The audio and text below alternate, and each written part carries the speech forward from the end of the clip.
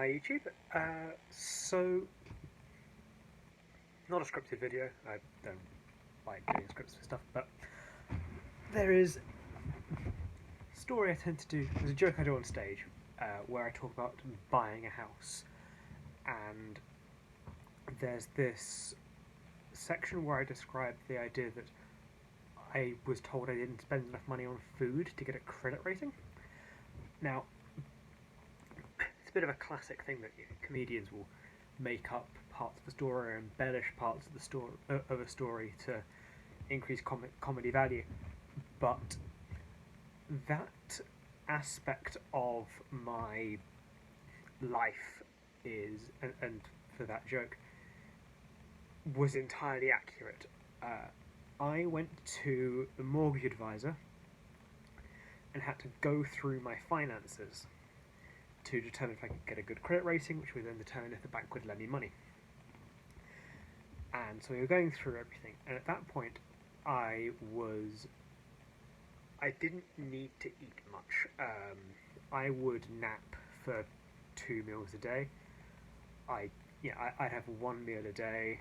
I had to really try to meet the minimum order for online grocery delivery, and that was getting me food about every 6 weeks. And there were snacks and stuff in between, bar snacks or other things.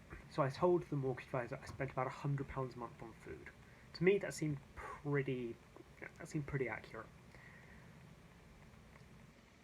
And the mortgage advisor, really lovely woman, her name was Katie. This mortgage advisor filled in all the stuff on her screen and just said, and then it just errored out. And she said, that's not enough money on food, and you can't get a credit rating if you don't spend enough money on food. Because of course it's not just about saving money, it's about how good you are with it, how you budget, how you do these things. So what this mortgage advisor did was she went through my bank statements and saw that there were a lot of transactions to this comic book store that I used to go to a lot. Comic book store, they sold card games and stuff as well. I mostly bought Pokémon cards from this place. However, they did technically serve snacks. They did technically serve food. So when she asked, does this place sell food? My response was, I mean, yeah, but that's not what I buy from there. So she added in all of the money I spent on Pokémon cards, into the food budget. What that means is that, legally speaking, I've either committed some significant financial fraud, or, because I'm not a criminal,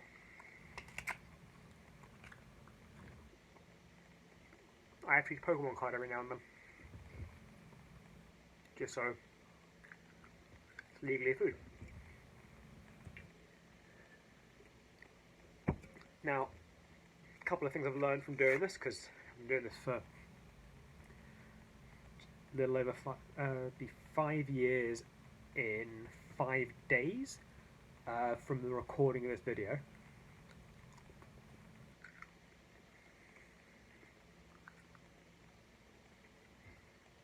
Some cards make for better eating than others.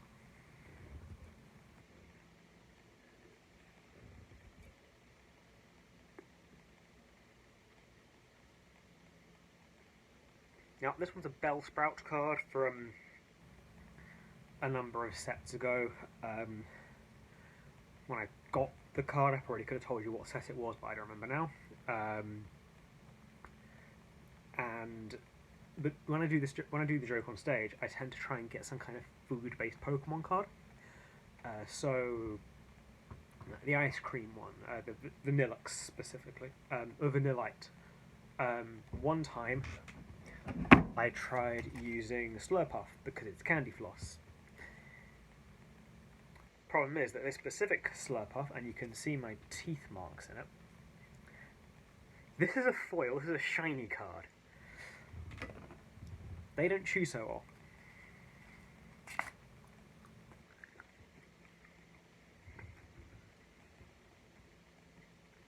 You also learned some fun facts about Pokemon cards during this. For example, there is a black line, and the black line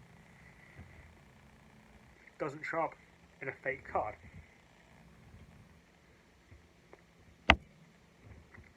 I used to know someone who would rip a Pokemon card in half to prove it was fake, and he didn't very frequently have to buy the replacement card that was legitimate. He knew his stuff. Yeah, legally speaking, this is complete. What I'm doing right now is entirely in line with what my mortgage provider had on record for me.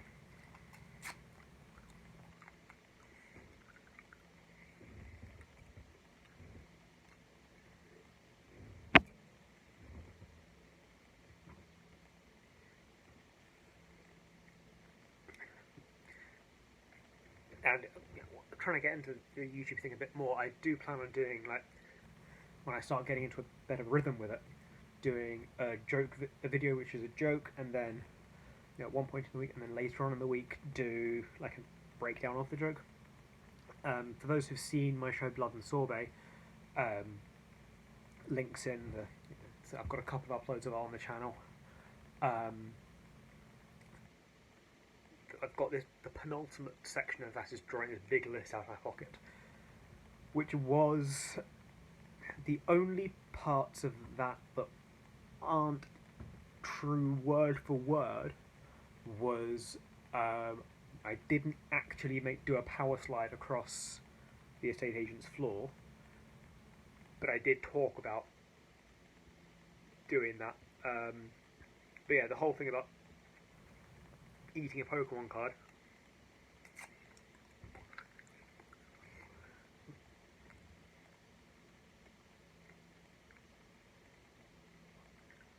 Yeah.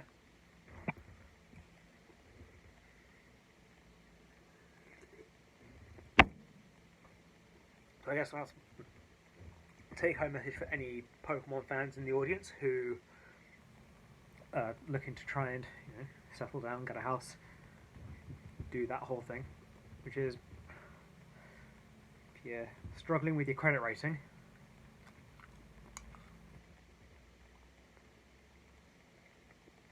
eat a card.